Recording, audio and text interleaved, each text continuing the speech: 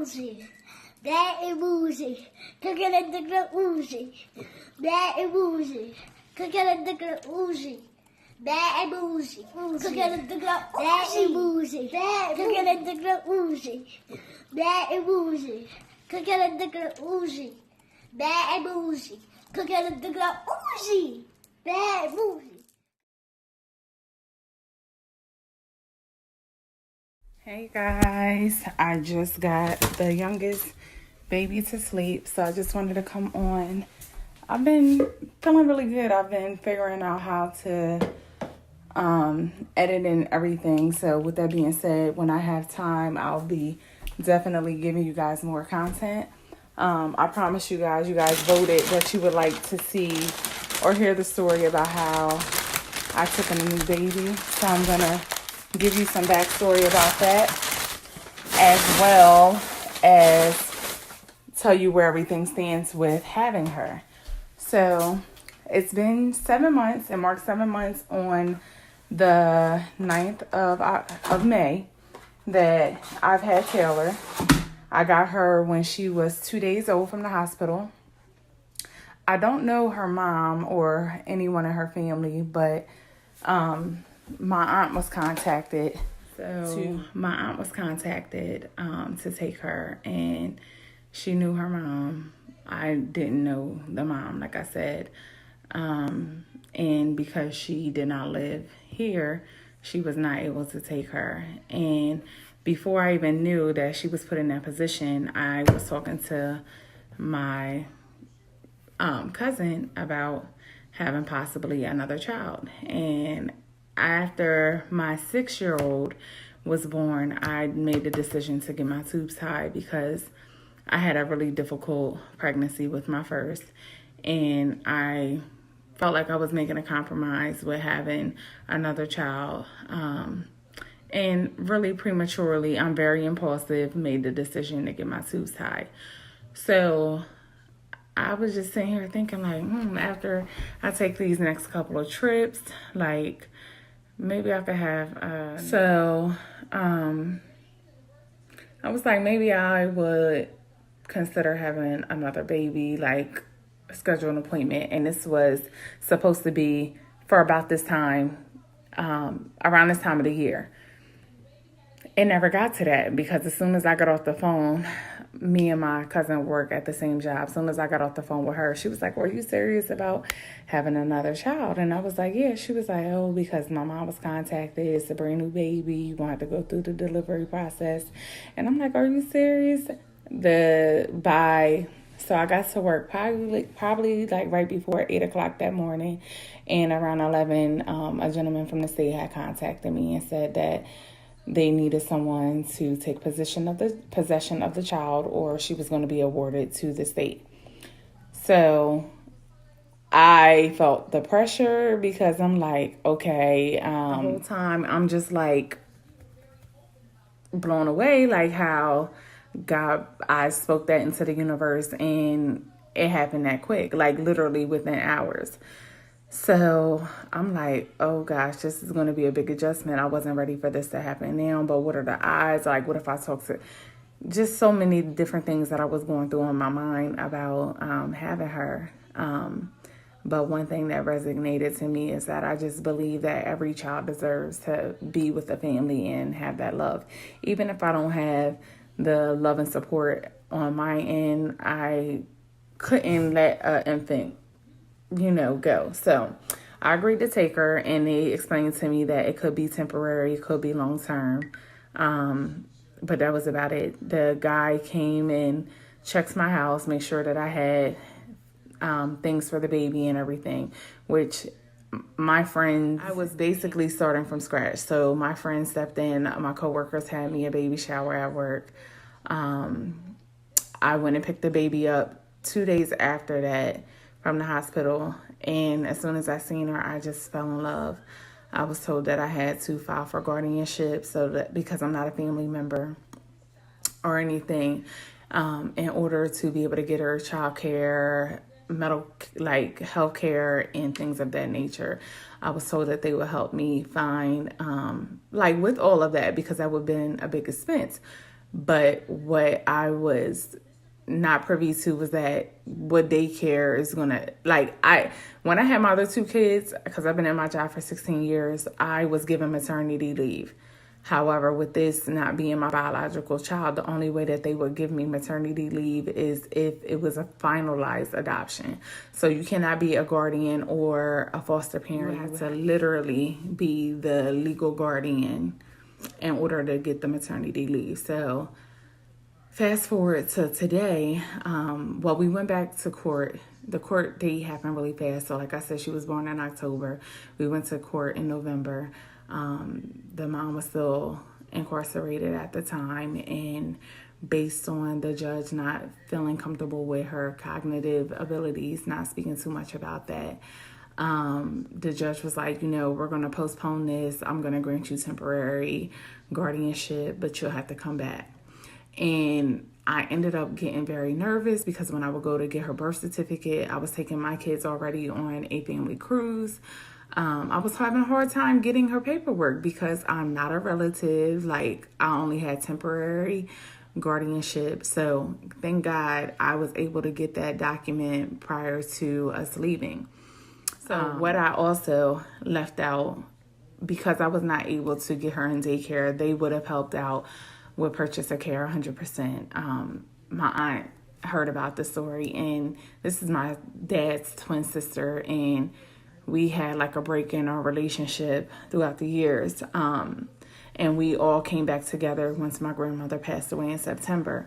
So she was saying how she had prayed for us to get a baby in the family, and she offered to help to keep the baby. So her and my uncle, her husband, have been seriously heaven sent. I don't know what I would be able to do if I didn't have them, because I still have to work in order to support my oldest two.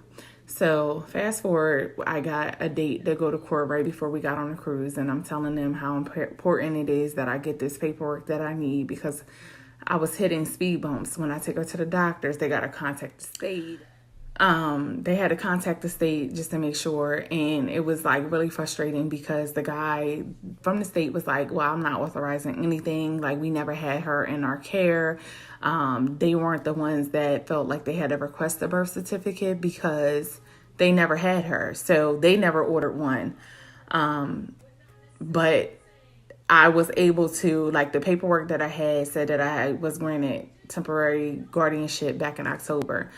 So the lady at the birth certificate place basically said, it doesn't have an expiration date. We have to honor it. Someone has to be able to make decisions on her behalf. So if anything changes, we'll get the updated paperwork. So she was nice enough to let me get that because we were getting ready to go on our cruise. And although she didn't need a passport, I needed her birth certificate. So right after that, I got the date that we were going to court. When I went to court, this particular court date, because the mom was released from prison or jail, whatever it was, the mom did not appear. Her attorney did, and he had said that he had been trying to contact her, get in touch with her, so forth and so on. I did have a bunch of my friends that came and supported. Shout out to Amber, shout out to Danielle, and shout out to my friend Lauren. And they were there, like, cheering me on, giving me the strength that I needed, because at any given moment, I felt like I was gonna break down. I literally had her since she was 2 days old. Like, this is my baby. I was prepared to fight for her. Court did not last long. The judge asked me if I was interested in adopting her, and I explained to her I would. And she said, I'm just gonna let you know now it's gonna be a long hill battle. She said it can be very expensive, but had the state placed her with you, they would have helped you with the cost of the process to get the adoption going or whatever. And what happened was the state actually closed out the case in December. They came and did one more house visit and was like, we feel like we support you. And this is all things that I'm not familiar with, but they made the decision that she was in good hands at that point in time. So now I'm guardian. However, the judge explained to me that God forbid anything happens to where she's on life support or something like that, they may still try to search or find the mother prior to, or different major decisions, even though I've raised her since she was born, we may have to try to figure out. And it's just a stressful process because I have my own kids I have to protect. So I have 2 kids, like I was saying, of my own that I have to protect and worry about their best interest. So in the beginning stages, I'm in school as well. So I'm actually trying to find an adoption agency or get help or start at point 1 to get this legalized. So again, I wanted to get that updated. And some of the questions that I was asked during the time that I made this announcement was, why am I going to go through with the adoption? My kids have really bonded with this baby. She is a part of our family. My mom, who lives in another state, FaceTimes every day to see her. My dad is connected to her. My aunt is connected to her.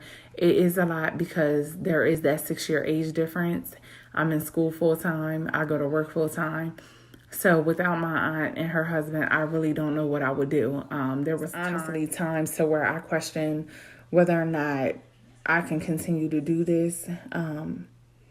Because it's hard, like maintaining a household, doing hair every morning. I have 3 girls now, and I didn't want my kids to feel slighted or that they were short of anything. I didn't want any conflicts with their dads.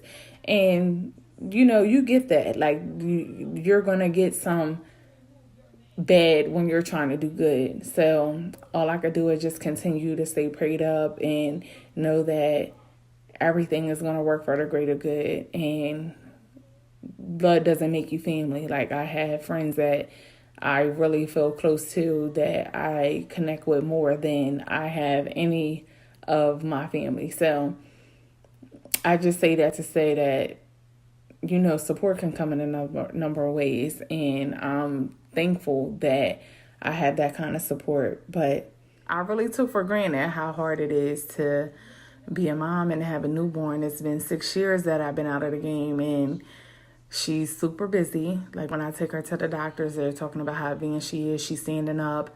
She's doing great. Thanks for everybody that asked. Like, I did have to switch her milk because she was throwing up a lot with her acid reflux, and I just believe that she's allergic to the milk. Everybody does not do well with milk, so that has been helping. Check out the video. I'll explain how I made that milk and everything. But overall, it's a blessing to be able to love somebody, and it's hard to believe that you can love somebody just as much as you love your own. And the adoption, you know, she doesn't have any family. When I was reading the paperwork and I seen how many times they contacted other people and they refused to take her, like, God forbid anything happen to her, I will want to make sure that she's taken care of as well. Yeah, like, I just did not know what to expect, but she's been a blessing in everyone's life. I would love to be able to, God, like I said, if God forbid anything ever happened to me, just know that she's taken care of as well. So I just wanted to come on and give you guys a quick update. I have to get to my homework. It is actually 9:42 p.m. So I don't know when it's actually upload. Maybe it'll be available tomorrow morning. But I just wanted to come in and give you guys an update. And please excuse my hair.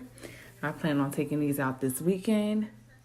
They lasted for as long as they could. By the time I can actually pinch in between, that's when it's time to go. So these will be out soon. But if you have any questions, please comment below and stay updated on my family life and the process and the steps that I'm going to take to get her fully adopted and to make her legally mine.